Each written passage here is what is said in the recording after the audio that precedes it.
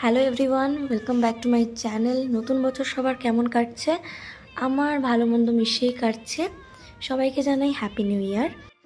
আজকে যে ভিডিওটা শেয়ার করব সেটা 2025 সালের ডিসেম্বর মাসের ভিডিও, যখন আমি কলকাতা গেছিলাম। তো এতদিন আমি ভিডিও দিতে পারিনি, কিছুটা আলসেমি আর কিছুটা কাজের চাপের জন্য। এখন ফাইনালি আমি ভিডিওগুলো দেবো আস্তে আস্তে।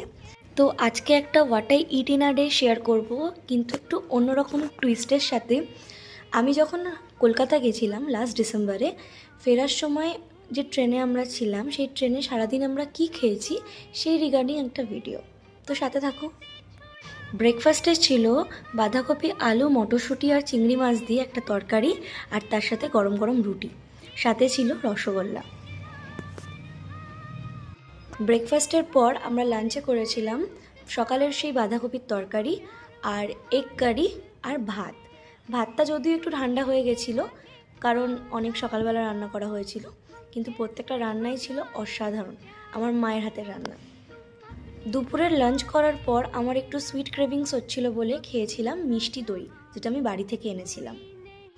জমিয়ে লাঞ্চ করার পর আমরা একটু পাওয়ার ন্যাপ নেওয়ার জন্য শুয়েছিলাম, কারণ ট্রেনের মধ্যে খাওয়া আর শোয়া ছাড়া আই থিঙ্ক আর কোনো কাজ থাকে না। আর তার সাথে তো বাড়ি ছেড়ে আসার একটু মন খারাপ ছিল। ঘুম থেকে উঠে খেয়েছিলাম মালপোয়া, গাজরের হালুয়া আর একটা কমলা লেবু। রাতে ডিনারের মেনুতে ছিল আমার সবথেকে পছন্দের দুটো আইটেম, ভেজ রাইস আর চিকেনের লাল লাল কষা। ভেজ রাইসের মধ্যে সবজি ভরপুর ছিল, সাথে ছিল কাজু কিশমিশ, আর চিকেনটা ছিল অসাধারণ। আর একটা কথা বলে দিই, এই এত খাবার কিন্তু আমি একা খাইনি, আমরা দুজনে শেয়ার করেছিলাম।